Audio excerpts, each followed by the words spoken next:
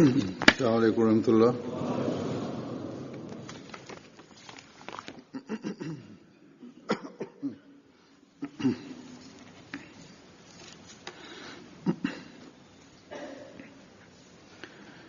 أشهد أن لا إله إلا الله وحده لا شريك له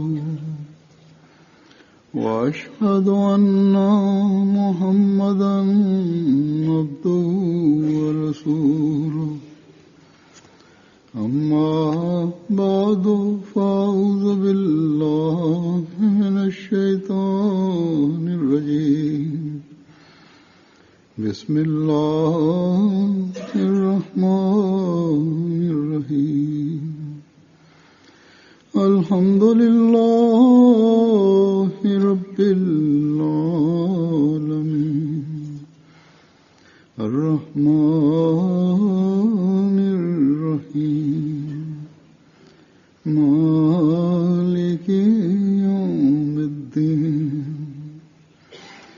إياك نعبد وإياك نستعين اهدنا الصراط المستقيم صراط الذين أنعمت عليهم غير المغضوب عليهم ولا الضالين.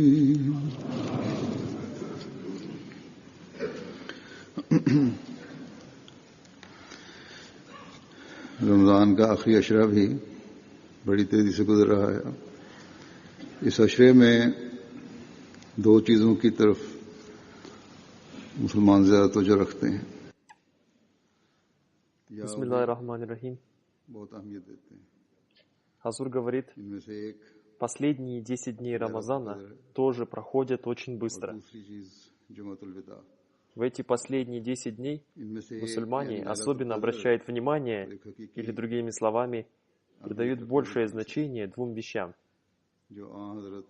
Первый из них является Ляйлятуль-Кадр, ночь предопределения, и второй — Джуматуль-Вида, последняя джума Рамазана. Первое из них, Ляйлятуль-Кадр, безусловно, имеет особое значение, что подтверждено святым пророком, мир и благословение Аллаха да пребывает с ним. И в разных хадисах упоминается об этом. Также они упоминаются и в Священном Коране. А что касается Джуматуль-Вида, то сами мусульмане или их богословы дали ей неправильное объяснение, которое они сами придумали. Сегодня я обращу ваше внимание к этим двум вещам и коротко расскажу об их важности и значении.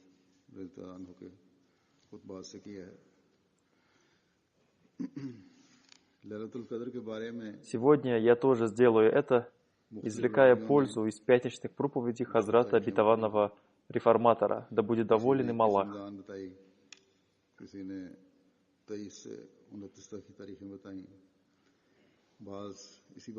Относительно Ляйлятуль-Кадр, ночи предопределения, разные повествующие привели разные числа ее наступления. Одни сказали, это 21 число Рамазана, другие — 23-е, некоторые даже сказали 29-е. А некоторые стоят на том, что Ляйлятуль-Кадр бывает только 27 или 29 Рамазана. Но как бы то ни было, есть повествование, гласящее: ищите Ляйлятуль-Кадр в последние 10 ночей Рамазана. Как бы то ни было, Ляйлятуль-Кадр является такой ночью, которая имеет особое значение, и святому пророку, мир и благословение Аллаха да пребывает с ним, было дано знание об определенном числе месяца Рамазан, этой особой ночи, в которую истинному верующему показывается пример принятия его мольбы.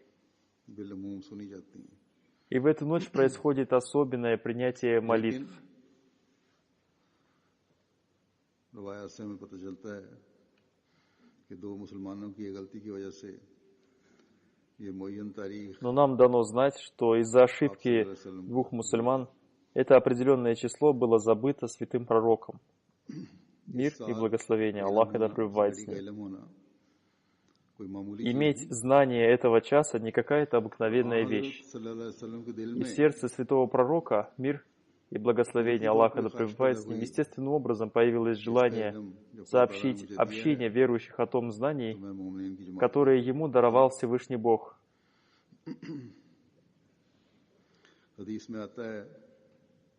В хадисе рассказывается, что когда святому пророку, мир и благословение Аллаха да пребывает с ним, было дано знание об этом, то он радостно вышел из дома, чтобы сообщить об этом людям, чтобы они тоже извлекли пользу из этого.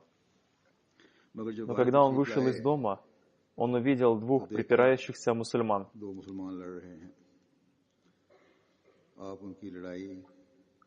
Он занялся тем, чтобы остановить их спор, удалить их разногласия, и его внимание было отвлечено от числа Ляйлятуль-Кадр. Кажется, что святой пророк, мир и благословение Аллаха да пребывает с ним, очень долго занимался тем, чтобы примирить этих людей и уладить их дела. Но как бы то ни было, когда вспомнил о том, что надо сообщить людям число ночи Ляйлятуль-Кадр, к этому времени он уже забыл это определенное число. Более того, в хадисах говорится о том, что Всевышний Аллах сделал так, чтобы он забыл это число. Хазрат Обетованный Реформатор написал, что из слов хадиса становится ясно, что он не забыл его, а более того, благодаря Божьему влиянию, упоминание об этом часе исчезло из его памяти. И затем святой пророк, мир и благословение Аллаха да пребывает с ним, сказал, что из-за этого спора или разногласия знание об этом часе забрали у него. И поэтому теперь ищите эту ночь в последние 10 дней Рамазана среди нечетных ночей. Этим Хазрат Обетованный Реформатор разъяснил очень важный момент о том, что тот час, в связи с которым эта ночь называется Ляйлятуль-Кадр, ночь предопределения, связан с единством и единогласием народа. Так что это является очень важным моментом. Когда мы слушаем этот хадис, то мы говорим, если бы эти два мусульманина не ссорились, то мы узнали бы это определенное число. Но мы очень мало обращаем внимание на эту важную вещь, заключающуюся в том, что тот час, из-за которого эта ночь названа Ляйлятуль-Кадр, связан с единством и единогласием народа. И у того народа, в котором исчезло единство и единогласие, Ляйлятуль-Кадр тоже забирается. Сегодня, к сожалению, нам тоже приходится говорить, что, к несчастью, среди многих мусульманских стран больше не осталось единства и единогласия.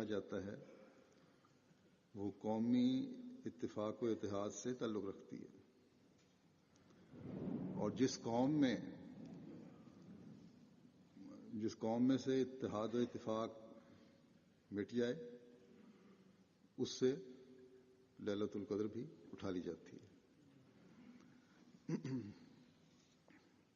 आज बड़े अफसोस से हमें यह भी कहना पड़ता है कि बहुत से मुसलमान ममालिक की बदकिस्मती है कि इनमें इत्तिफाक और इत्तेहाद नहीं रहा। रियाया रियाया से लड़ रही है, народ борется с народом, народ борется против правительства, и правительство притесняет народ. То есть в них не только не осталось единства и единогласия, но и более того, допускается также притеснение и несправедливость. Так что в результате отсутствия этого единства и единогласия среди них, другие народы набрались смелости делать против мусульман то, что им угодно. Это является причиной того, что Израиль продолжает беспощадно убивать невинных палестинцев. Если среди мусульман было бы единство и единогласие, и они следовали бы по путям, следовать по которым повелел Всевышний Бог, то поскольку мусульманские страны обладают большой силой, они не были бы подвергнуты такого рода притеснениям. Война тоже имеет какие-то правила и принципы. Палестинцы не имеют против Израиля никакой силы. Если они говорят, что Хамас тоже поступает несправедливо, то мусульманские страны должны удерживать его от этого. Но разница в их притеснении состоит в том, что если один бьет палкой, то на другой стороне целая армия, стреляющая из пушек.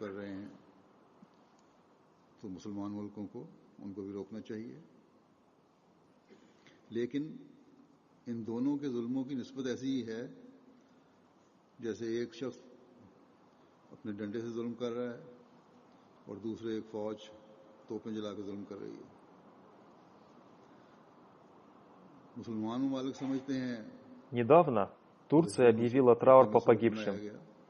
Мусульманские страны считают это достаточным и выполнением своих обязанностей. Также и западные правительства не играют своей роли в разрешении этого конфликта так, как они должны это делать.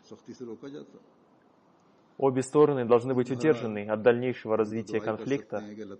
Как бы то ни было, мы можем только молиться о том, чтобы притесненные и невинные были защищены от их притеснений.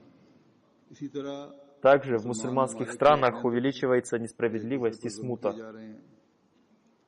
Дай им Всевышний Аллах разум, чтобы одни, произносящие калиму, не проливали кровь других, произносящих калиму, и чтобы между ними установилось единство и единогласие, потому что без этого они не могут выполнять свои обязанности поклонения Богу, и не может сбыться их мечта о том, чтобы они встретились с Ляйлятуль-Кадр, потому что когда среди народа исчезло единство и единогласие, Ляйлятуль-Кадр от них тоже забирается.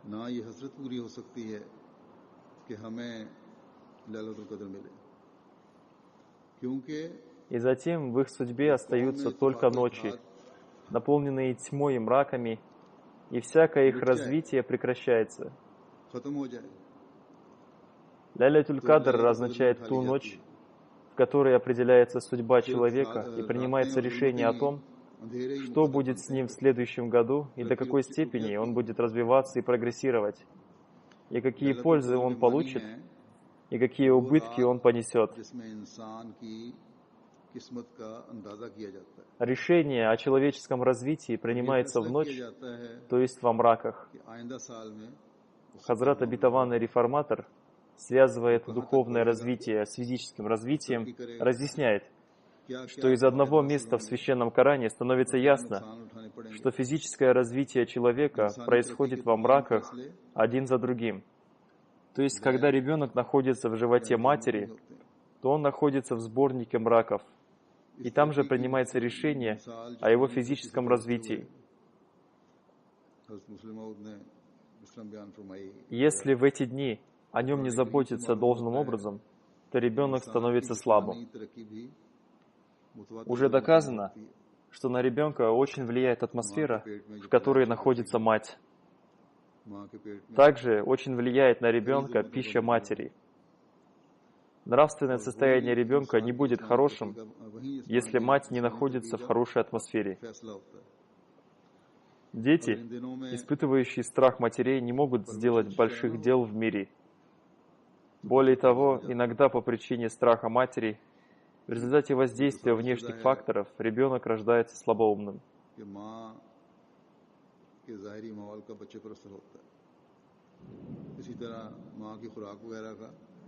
बच्चे को असर होता है बच्चे की अखलाकी हालत भी अच्छी नहीं होगी अगर माहौल अच्छा नहीं. Это значит, что хорошая пища и хорошая атмосфера в период беременности матери имеет хорошие последствия для здоровья ребенка.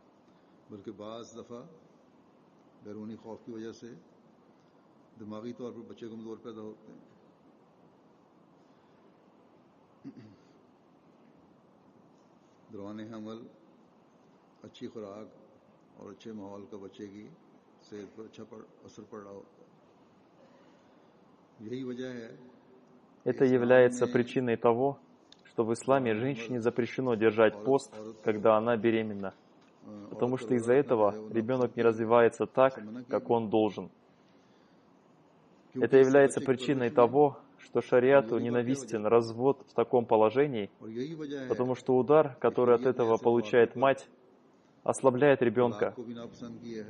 И это является причиной того, что ислам не позволяет в таком положении совершать никах, обряд бракосочетания, потому что сильное волнение матери оказывает плохое воздействие на развитие ребенка.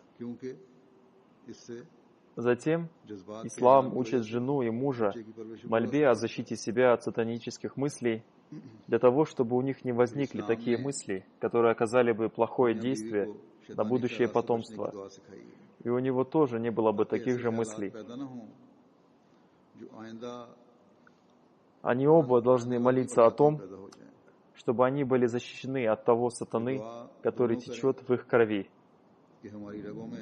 Как говорится в хадисах, по венам каждого человека вместе с кровью течет сатана. Они должны молиться о том, чтобы они были защищены от влияния сатаны, и их потомство было защищено от влияния сатаны.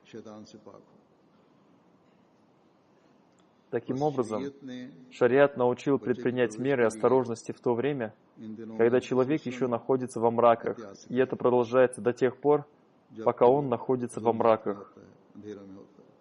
И в этот период включается и период кормления ребенка грудным молоком матери, потому что в это время ребенок не обращается к миру для продолжения жизни, а обращается только к своей матери.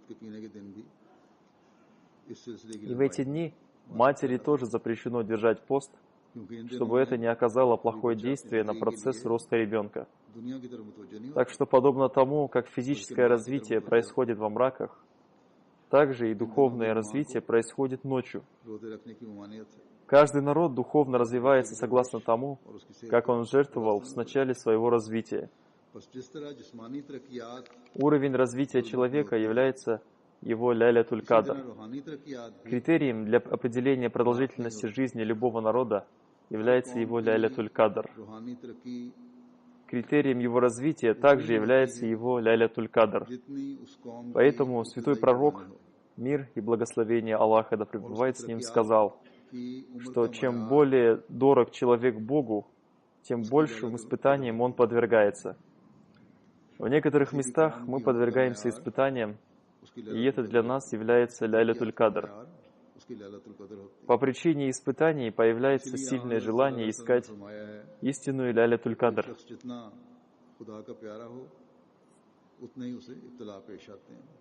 Человек обращает внимание к молитвам и серьезно поклоняется Богу в то время, когда он испытывает боль. И это позволяет ему успешно пройти период воспитания.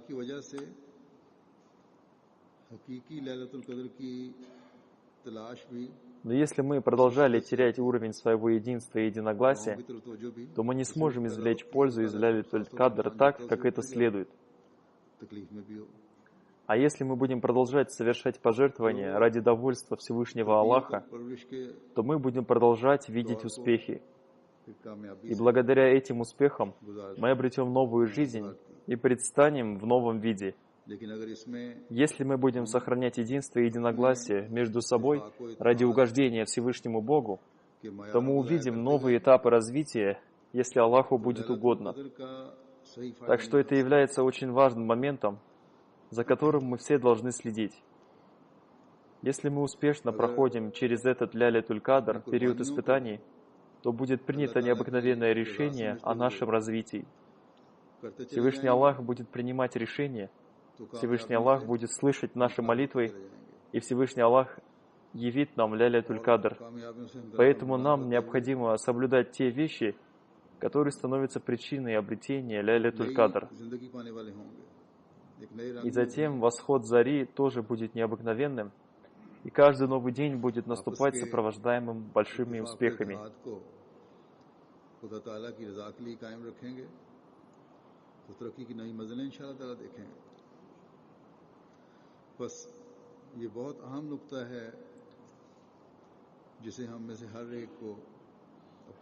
Так что для обретения благословения ляйлятуль-кадр нам всегда необходимо иметь в виду эти вещи.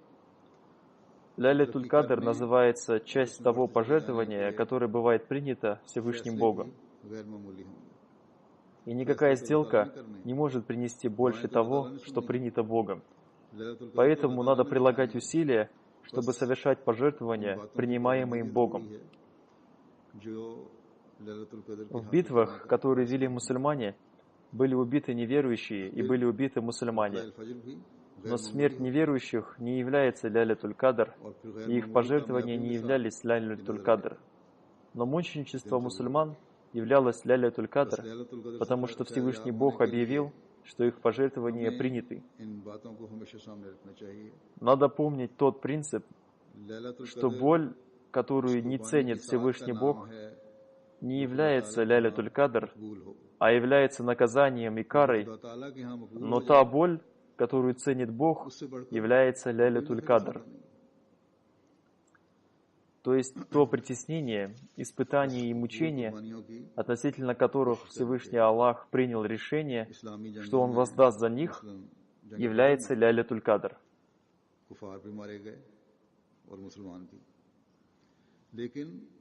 कुफार का मारे जाना लैलतुल कद्र नहीं था, उनकी कुर्बानियां लैलतुल कद्र नहीं थी, लेकिन मुसलमानों का शहीद होना लैलतुल कद्र था, क्योंकि खुदा ताला ने उन कुर्बानियों को मकबूल करार दिया। ये असूल याद रखना चाहिए कि जिस तकलीफ की खुदा ताला कोई कीमत मुकर्रर करता है, मुकर्रर नहीं करता, जिस तकलीफ की खुदा ताला कोई कीमत मुकर्रर नहीं करता, वो लैलतुल कद्र नहीं है, वो सज़ा है, अज़ाब है। मगर वो तकलीफ जिसके लिए खुदा कीमत मुकर्रर करता है, वो लैलतुल कद्र है, यानी जुल्मत, बला। Всевышний Аллах определил такие часы для человека, в которые, если человек совершает пожертвования, они всегда бывают приняты в глазах Аллаха. И, безусловно, Ахмадийская община видела и продолжает видеть примеры этого. В некоторых странах для мусульман Ахмади сложились очень тяжелые обстоятельства. И если эти трудные обстоятельства, с одной стороны, дают радостную весть о наступлении восхода зари, то, с другой стороны, в разных странах мира и городах продолжают рождаться ахмадийские дети, и день за днем появляются все новые и новые общины.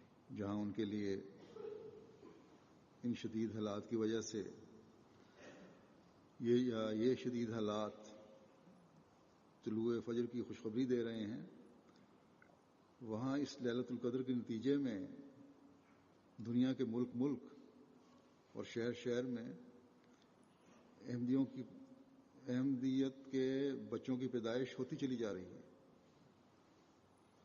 नई नई जमातें कायम होती चली जा रही हैं।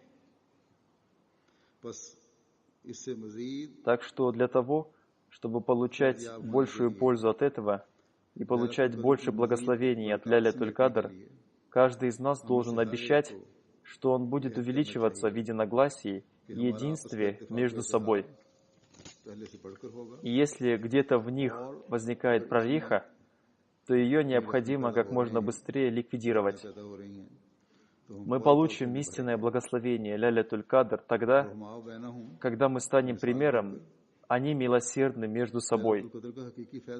Так что в этот месяц Рамазан мы должны покончить со своими разногласиями с кем-то, чтобы обрести благословение Ляйлятуль-Кадр на индивидуальном уровне, и чтобы мы могли получить часть тех плодов успеха, развития и наград Ляйлятуль-Кадр на уровне всей общины, что предопределено Всевышним Аллахом.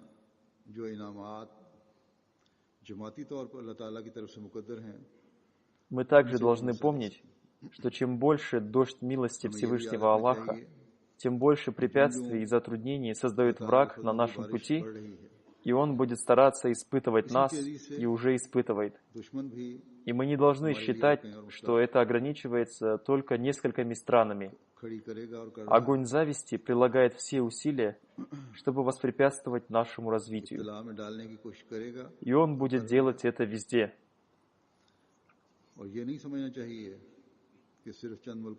Но радостная весть о наступлении Ляйлятуль-Кадр сообщает нам о том, как мы будем защищены от их негативного влияния врагов, о развитии общины и о принятии наших молитв.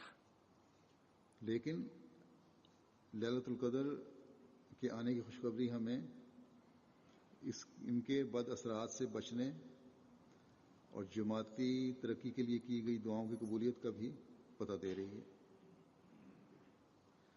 बस जब तक हम अपनी हालतों को До тех пор, пока мы прилагаем усилия для того, чтобы произвести в себе духовные преобразования ради довольства Всевышнего Бога, мы можем получать благословение Ляйлятуль-Кадр. Целью, желанием и старанием верующих является то, чтобы они видели развитие общины на самой вершине, как это обещал Всевышний Бог Хазрату Обетованному Мессии мир ему. И будучи связанными с Хазратом Обетованным Мессией мир ему, и следуя по этому пути, мы должны приложить усилия для того, чтобы мы приняли участие в этом развитии, согласно тому, что сказал нам Хазрат Обетованный Мессия мир ему. И это включается в те две вещи, которые он называет целью своего прихода. То есть, во-первых, для того, чтобы соединить человека с Богом, и во-вторых, чтобы люди стали выполняющими свои обязанности в отношении друг друга.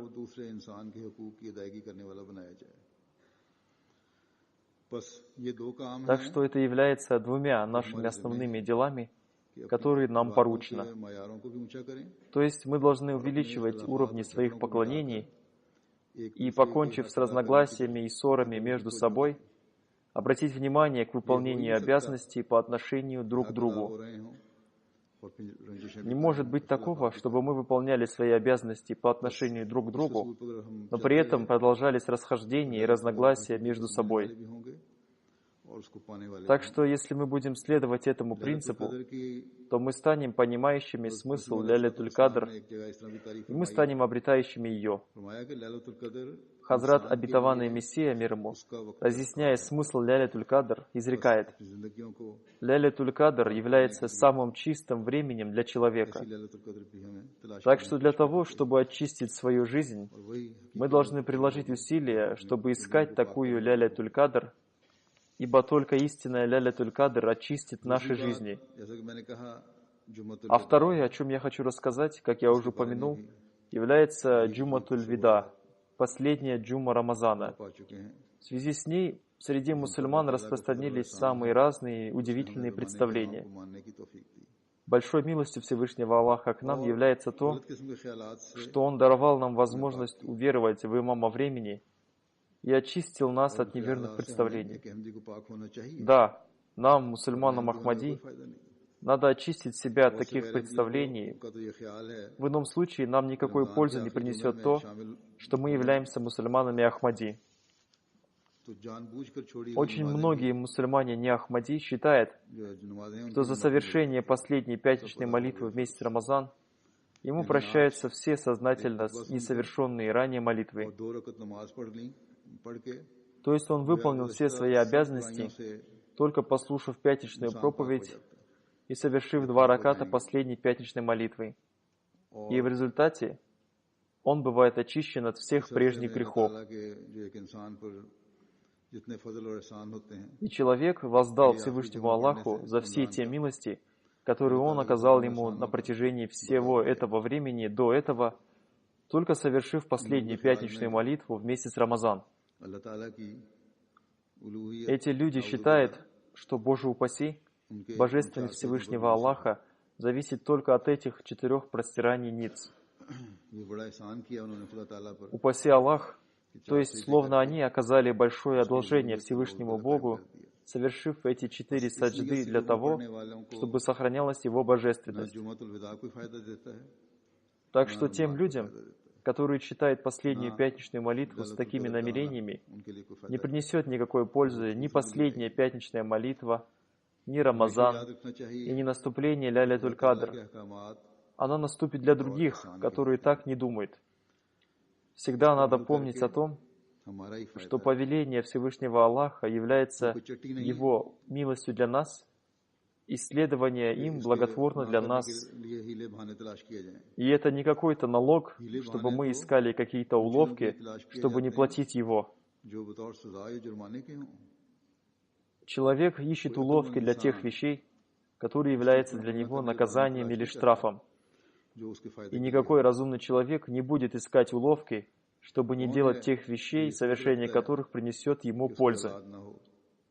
Есть ли такой человек, который думает о том, чтобы у него не было потомства, или он не исцелился от болезней, или он или его дети остались бы лишенными знаний, или чтобы его близкие родственники и друзья не обрели спокойствия и комфорта, или чтобы его потомство не имело уважения в обществе? Никто такого не хочет. Да, люди ищут уловки о тех вещах, которые названы выше. Человек ищет уловки для того, чтобы он был спасен от проблем. Но если мы будем искать уловки для того, чтобы защитить себя от исполнения повеления Всевышнего Бога, то это означает, что мы считаем их для себя наказанием, бедой и мучением. Наузу билля. Упаси нас Аллах от этого. В то время как повеление Всевышнего Аллаха и все Его слова и наставления являются благом для нас и приносящими нам спокойствие. Так что мы должны обращать внимание к выполнению Его повелений. Относятся ли они к Его повелениям относительно поклонения Ему, либо это все другие Его повеления. Все они являются для нас благом. Так что считать повеление Бога штрафом подобно лишению себя благословений Всевышнего Аллаха. Всегда надо помнить, что дарующим нам жизнь является Бог, и тем, кто отправил нас в этот мир, является Бог. Он определил цель нашей жизни следующим образом. «И не сотворил я джиннов и людей, иначе как для того, чтобы они поклонялись мне». Так что, если цель нашего создания заключена в словах «И не сотворил я джиннов и людей, иначе как для того, чтобы они поклонялись мне», то это не зависит от какого-то определенного дня и какой-то определенной пятничной молитвы. Более того, каждая молитва и каждая пятничная молитва является обязательной. И кроме этого, есть еще дополнительные молитвы, которые каждый человек совершает в соответствии со своими силами и обстоятельствами, для того, чтобы еще больше приблизиться ко Всевышнему Богу. Так что обязанность каждого истинного верующего состоит в том, чтобы стараться выполнять все повеления Всевышнего Аллаха, используя все свои силы и способности. Особенно много внимания надо уделять поклонению Ему, поскольку это является главной целью нашей жизни. Более того, это поклонение нам же приносит пользу, потому что божественность Всевышнего Аллаха сохраняется и будет продолжаться и без наших поклонений Ему. Но если мы будем поклоняться Ему, то вместе с Его милостями к нам мы станем наследниками Его наград и обретающими Его благословения. Всегда надо помнить о том, что мы будем достойны называться искренне верующими тогда, когда мы будем выполнять все повеления Всевышнего Бога.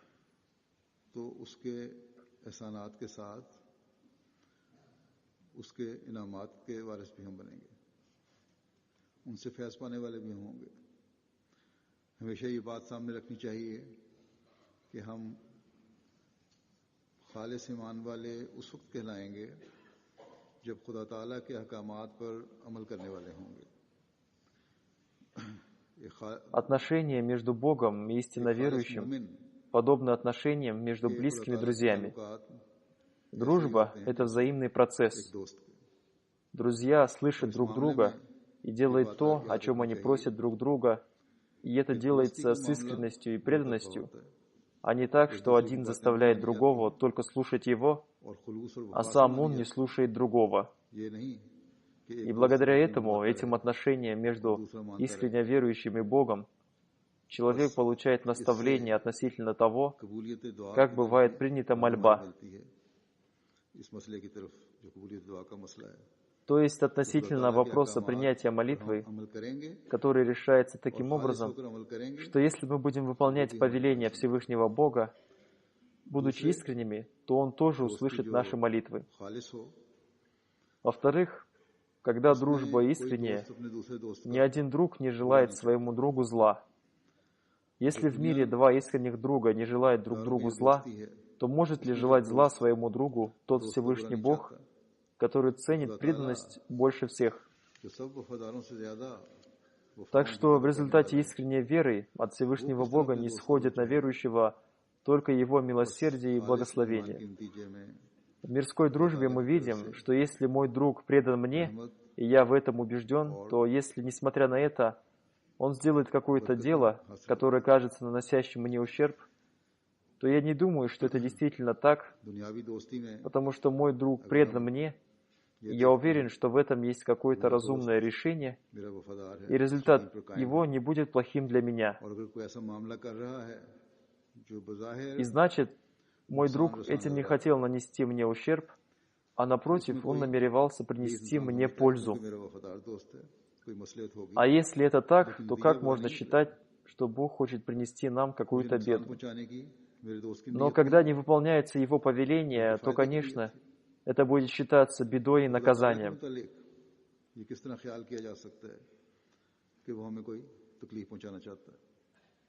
Если это не так, то тогда либо наша дружба неискренняя, либо Всевышний Аллах, Боже упаси, не обладает свойствами милосердия и доброты, и Он является притеснителем и вспыльчивым, и наказывает безо всякой причины. Второе, безусловно, является неправильным. И более того, это является ложью. Как бы то ни было, сущность Всевышнего Аллаха является милосердной и снисходительной.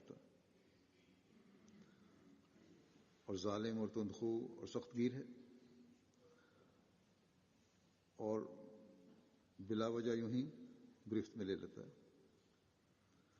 दूसरी बात तो बहरहाल ये बात बहरहाल सच्ची नहीं, गलत है, झूठ है। अल्लाह ताला तो बहरहाल Да, может быть так, что в нашей искренности и дружбе с Ним есть какой-то изъян. Мы не делаем себя достойными Его милосердия и доброты. Так что нам необходимо обратить внимание на свое состояние, чтобы сделать себя заслуживающими Его милосердия и доброты. Очень необходимо укреплять свою веру, очень необходимо следовать повелениям Всевышнего Аллаха, и очень необходимо считать Его повеления проявлением Его милосердия и милости к нам. Если мы будем считать повеление Всевышнего Аллаха проявлением милосердия и милости Всевышнего Аллаха к нам, то мы никогда не расстанемся с ними. Более того, следуя им, мы еще больше укрепляем свою веру, и эти повеления утверждаются в наших сердцах. Иногда некоторые правительственные приказы бывают такими, которые человек считает приносящими ему убыток.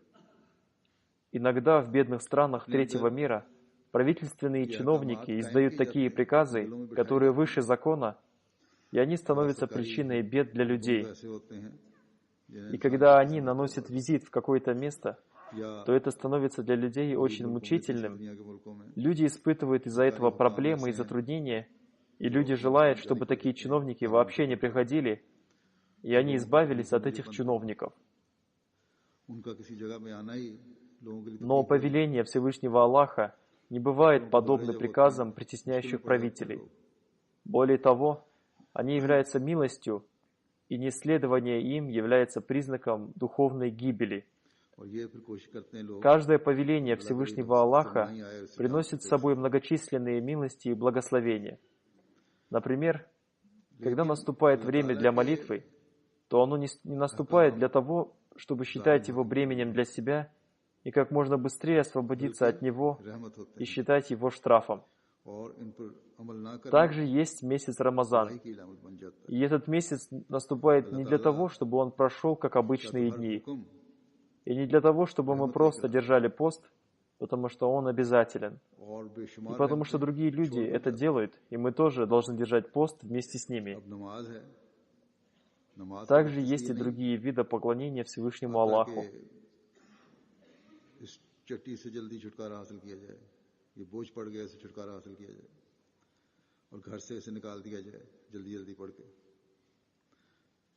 इसी तरह रमज़ान है, ये इसलिए नहीं आता कि हम उसे यूं ही गुजार दें। रोज़े फ़र्ज़ हैं, दुनिया रोज़े रख ली तो हम पीछे हाथ रखते चले जाएं। इसी तरह दूसरी इबादत है। И их тоже не надо совершать только потому, что в обществе другие люди это делают, и это делается независимо от того, хочется или не хочется, быстро сделать и избавиться от них. Напротив, истинно верующий всегда старается, чтобы эти вещи сохранились у него. Если верующий один раз совершит молитву с искренностью, то молитва не может уйти из его сердца. В ней есть такое удивительное наслаждение, которое побуждает его совершать ее снова и снова. И затем, когда он, завершая молитву, произносит салам, он делает это не для того, чтобы, сказав «Ассаламу алейкум», избавиться от нее, а делает это потому, что произнесение слов «Ассаламу алейкум» является повелением Всевышнего Аллаха. Также и месяц Рамазан не может покинуть верующего. Хазрат обетованный реформатор отметил один очень хороший момент. В нашей стране люди на языке урду в отношении поста используют выражение «держать пост». Это является прекрасным выражением, потому что мы не прощаемся с постом, который мы держали.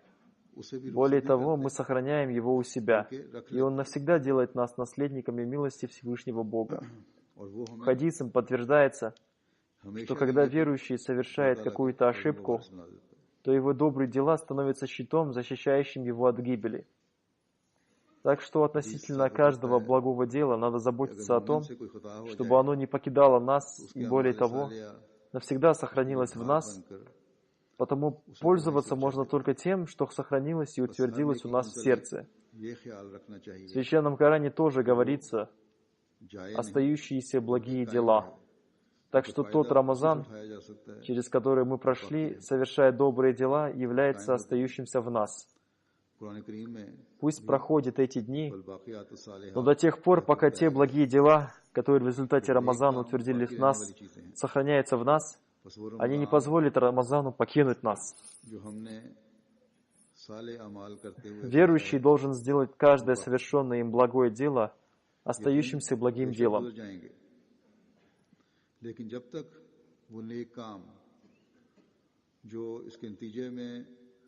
रमज़ान के नतीजे में हमारे अंदर कायम हुए, वो रमज़ान को नहीं जाने देंगे। मोमिन को चाहिए कि हर अच्छी चीज़ को बाक़ियात सालिहात बनाए। दिन गुजर जाएं, मगर रमज़ान ना गुजरे। Пусть дни проходят, но Рамазан не должен покидать нас. Рамазан тоже является поклонением, и поклонение не приходит. Так что нам необходимо поселить в своем сердце Рамазан, как это делает истинно верующий. Святой пророк, мир и благословение Аллаха да пребывает с ним, сказал: когда человек совершает доброе дело, на его сердце появляется белая метка. Затем, когда он совершает еще одно доброе дело, то на нем появляется еще одна белая метка, и доходит до того, что все его сердце становится белым. А на сердце того, кто совершает плохое дело, появляется черная метка, и если он продолжает совершать плохие дела, то в конце концов все его сердце становится черным. Оба вида дел, благие и плохие, собираются в сердце человека, оставляя на нем свои следы. Мы должны стараться, чтобы наши сердца собрали в себя благие дела, и чтобы в нас навсегда сохранились те благие дела, которые мы совершали в этот месяц Рамазан. То, что Всевышний Аллах хочет создать в нас посредством Рамазана, это то, чтобы мы наполнили свои сердца благими делами. Рамазан не принес нам только 29 или 30 дней и ночей так, как эти дни и ночи проходят так же, и в другие месяцы тоже.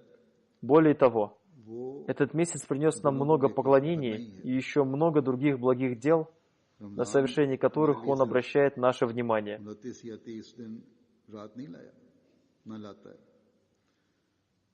ये दिन रात तो दूसरे महीनों में भी आते हैं, बल्कि ये महीना हमारे लिए इबादत और दूसरे नेक अमाल लाया है, जिनके बजा लाने की तरफ हमें। Мы должны собрать их и сохранять в своих сердцах. И то, что сохранено в нашем сердце, никто не сможет отнять у нас до тех пор, пока сам человек не удаляет его из своего сердца и не позволяет ему пропасть. Так что обязанностью верующего является ценить эту милость Всевышнего Аллаха.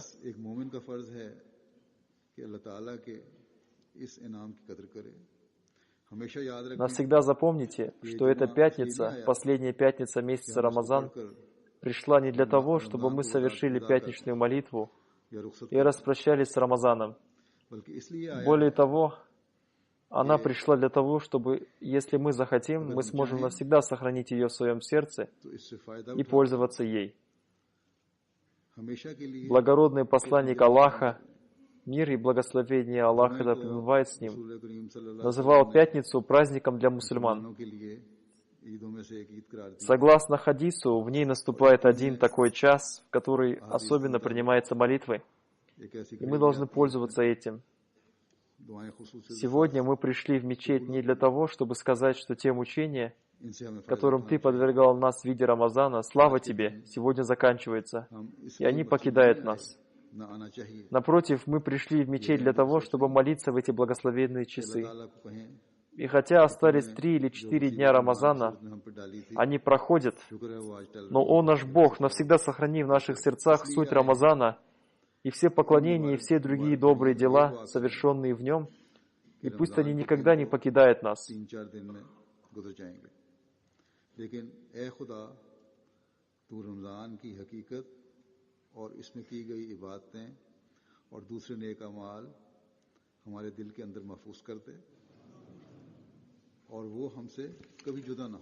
Если мы будем восхвалять эту пятницу с этой точки зрения, тогда мы сможем извлечь пользу из благословения этой пятницы. Через 3-4 дня Рамазан пройдет, и если мы забудем те благие дела, которые мы совершали в нем, то это будет большим несчастьем для нас. В этом мире, когда разлучается отец и сын, мать и сын, брат с братом, никого из них это не радует. И даже если близкие и искренние друзья разлучаются, то это тоже не радует их. Человеку бывает радостно только тогда, когда он разлучается с врагом. Также истинно верующий не может радоваться разлуке с Рамазаном. Как он может радоваться разлуке с благословениями? Есть ли такой человек, который был бы рад разлуке с благословениями? Тот, кто радуется разлуке с благословениями, может называться только несчастным человеком. Так что сегодня каждый из нас должен молиться о том, чтобы этот день навсегда оставался связанным с ним, и ни один час Рамазана не покинул нас. Мы всегда должны глубоко размышлять над тем, что такое Рамазан, и что сообщил нам Всевышний Бог о его сути. И это есть то, о чем я уже рассказал в первой пятничной проповеди в начале Рамазана.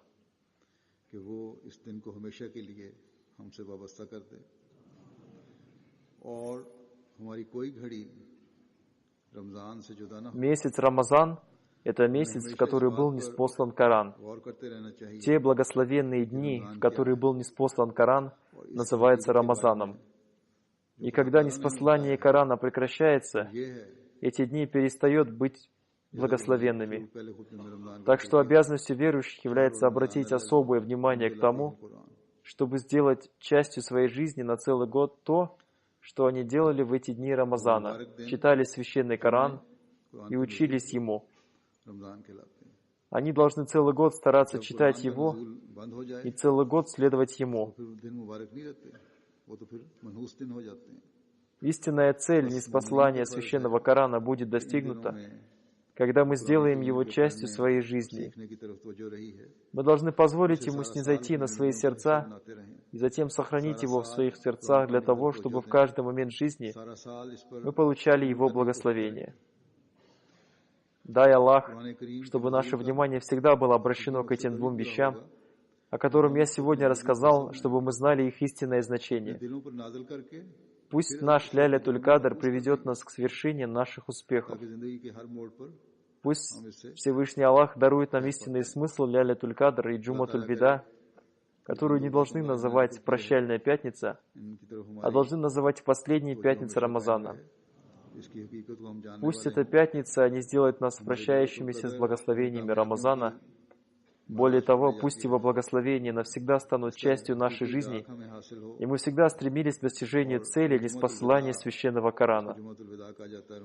Я уже сказал о положении мусульман в Пакистане. Помните особенно их в своих молитвах, чтобы Всевышний Аллах создал облегчение в их положении и избавил их от затруднений.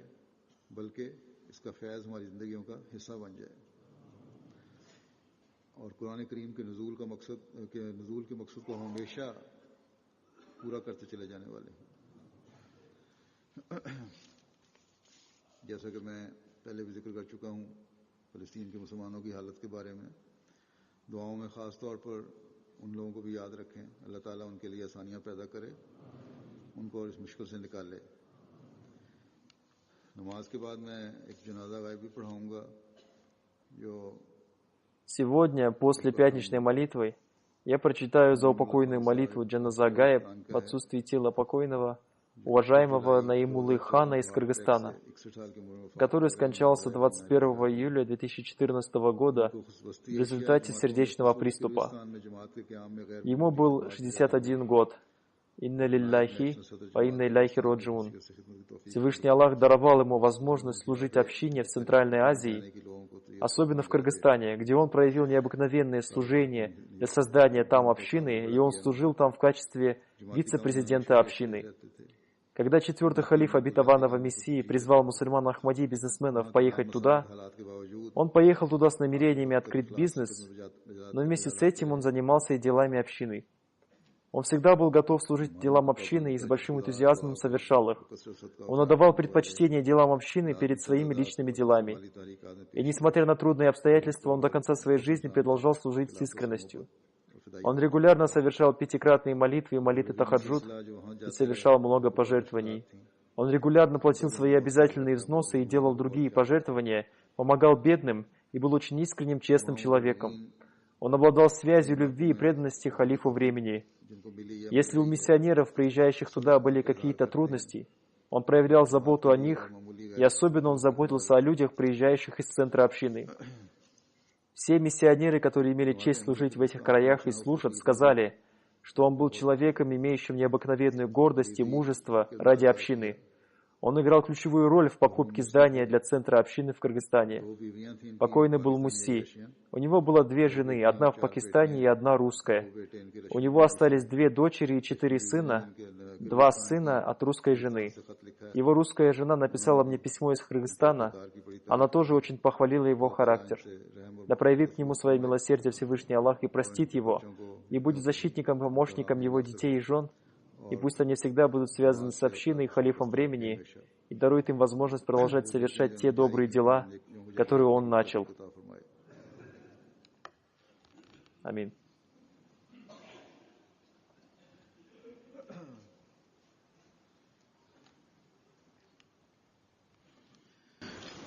Алхамдулиллах, нахмадуху ва настаинуху. الحمد لله نحمده ونستعينه ونستغفره ونؤمن به ونتوكل عليه ونعوذ بالله من شرور أنفسنا ومن سيئات أعمالنا من يهده الله فلا مضل له ومن يضلل فلا هادي له ونشهد أن لا إله إلا الله ونشهد أن محمدا عبده ورسوله عباد الله رحمكم الله إن الله يأمر بالعدل والإحسان وإيتاء ذي القربى وينهى عن الفحشاء والمنكر والبغي يعظكم لعلكم تذكرون اذكروا الله يذكركم وادعوه يستجب لكم ولذكر الله أكبر